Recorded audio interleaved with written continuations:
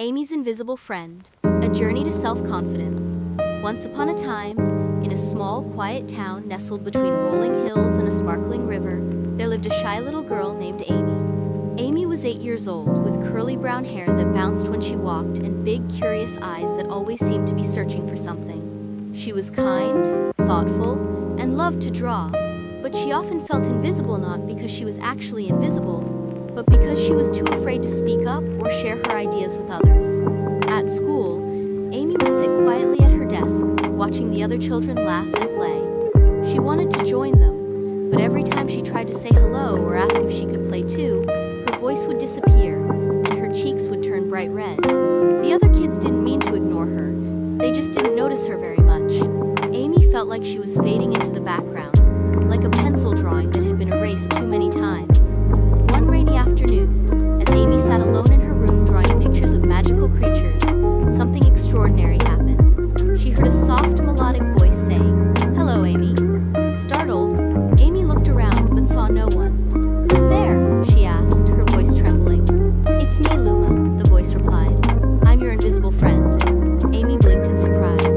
"Invisible friend?" "Yes," Luma said cheerfully. "I've always been here, but you've only just noticed me. I'm here to help you find your voice and your confidence." Amy tilted her head, curious. "How can you help me?" "Well," Luma said, "confidence is like a light inside you. Sometimes it gets hidden, but it's always there. I'll help you uncover it one step at a time."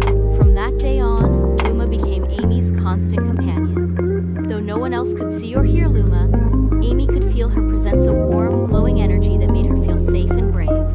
Luma encouraged Amy to try new things, like raising her hand in class or complimenting someone's drawing. At first, Amy's voice was soft and shaky, but with Luma's encouragement, it grew stronger. One day, the school announced a talent show.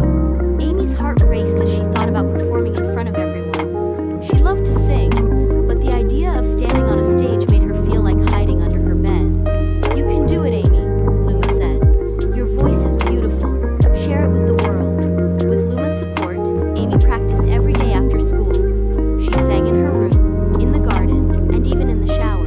Slowly, her fear began to melt away, replaced by excitement. On the night of the talent show, Amy stood backstage, her hands trembling. She looked around for Luma but couldn't feel her presence.